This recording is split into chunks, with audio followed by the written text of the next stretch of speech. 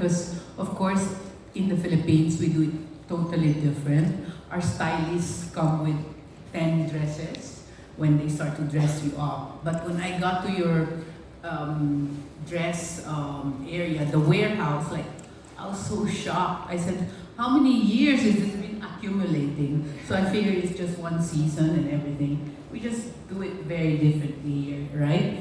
And I was just overwhelmed with how the bigness of everything, and so many people were so kind.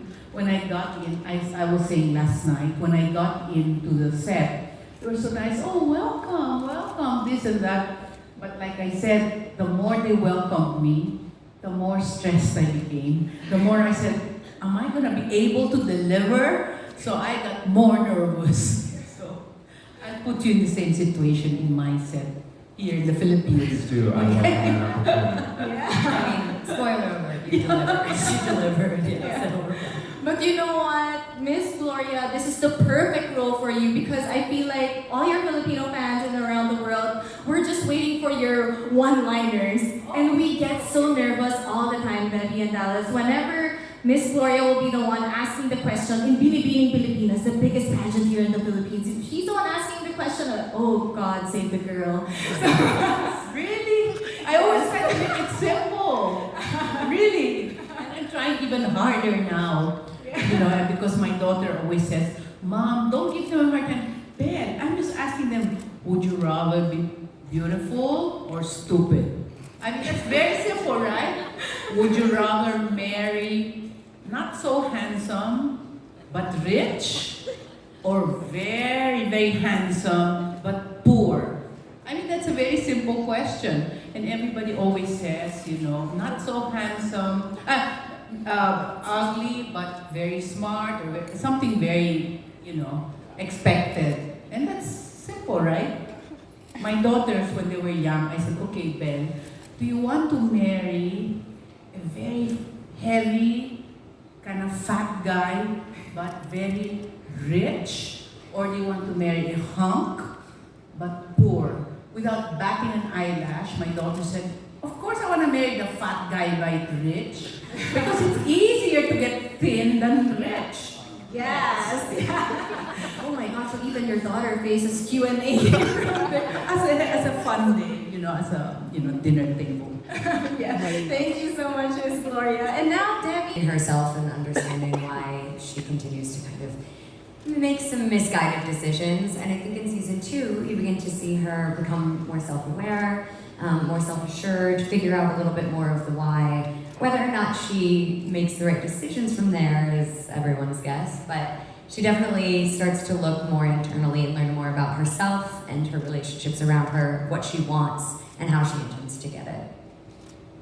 And certainly, I mean, one of the things I love about Bob is that he doesn't evolve too much. Like, he's kind of like, he's driven and insatiable, if I can. Thanks. And nothing seems to slow him down. The biggest sort of affecting factor is Patty, and his continual sort of sacrifices to stay in that relationship continue to be explored in season 2. But I often refer to Bob as a high-functioning sociopath in desperate situations, and that has not changed at all. Yeah. Actually, whenever I watch the episodes, I'm like, Patty, just listen to Bob. What are you doing? Right. I think that too. It's definitely, that is one of the hardest and most, kind of hardest and easiest things to watch. Yeah. Is that you're cringing, but you're also like, this time she'll do the right thing. Oh, she knows better now. Now she'll, and then you see her impulses and you see her kind of her get wound up in her head, and you're like, no. Okay, so what else can we expect from season 2? And can you give us a hint of your relationship with each other? Yeah, from season 2, you obviously can expect your queen, Miss Gloria. She has a gorgeous role in that she kind of comes in here and there in little moments that end up becoming really huge to Patty. And there's specifically one moment where we first have a conversation, which was the first scene we shot together. And that conversation and the takeaway from that, what she learns from the reigning queen, is that queens take control.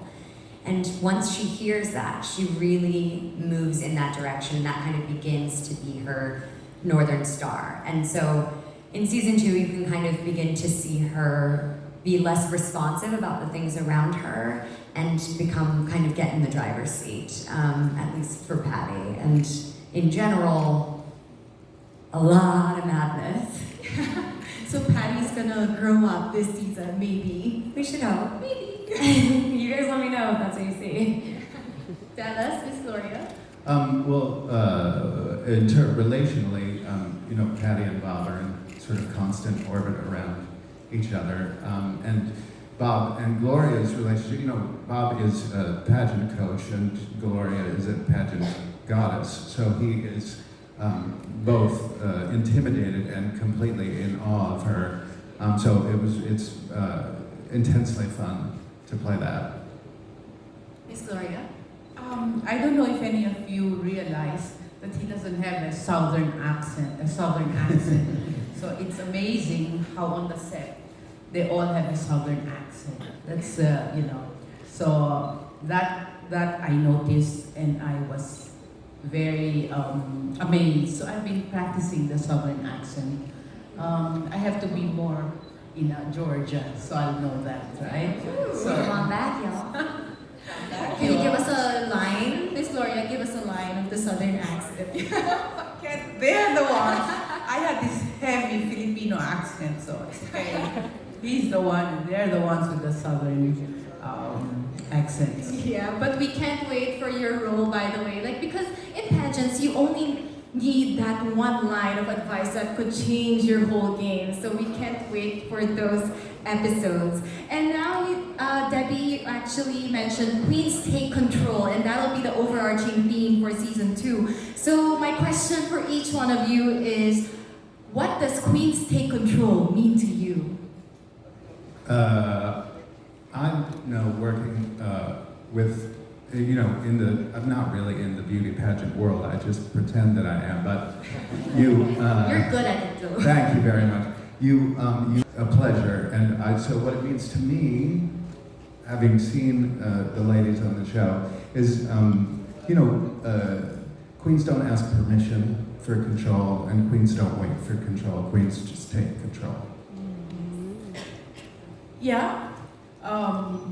There's also the saying that when I'm talking from experience, to a certain extent, the winner has the say. I mean, they always talk about first runner-ups, second runner-ups, fourth runner-ups. There comes a time after 1 or 2 years, nobody remembers the runners-up. So it's the queens who take control. And I've experienced that in a very simple way, as in ordering food. Usually, the winner is the one who orders their food. Let's say we're all with beauty queens and everything. It's always the winner, what do you want to eat? Or what? Inihaw na baboy or whatever. And everybody wants to eat quinoa or something. But it's all the inihaw na baboy that comes. So maybe queens take control. Queens take control over everything, and food is very important. You get your way. Patty? Yeah. Talagang Patty, Debbie. I answered to it. I didn't even stop. I was like, that's me. I'm spent a lot of time in her space. I would say, in my experience, to Dallas's point, on our set, our writer, our showrunner, a majority of our producers, our 2 executives at Netflix are all women, and really cool, strong women. And I've never been on a set where not only are women at the top, but as well in the roles on the crew that you don't typically see women holding the boom and building the sets and holding the lights.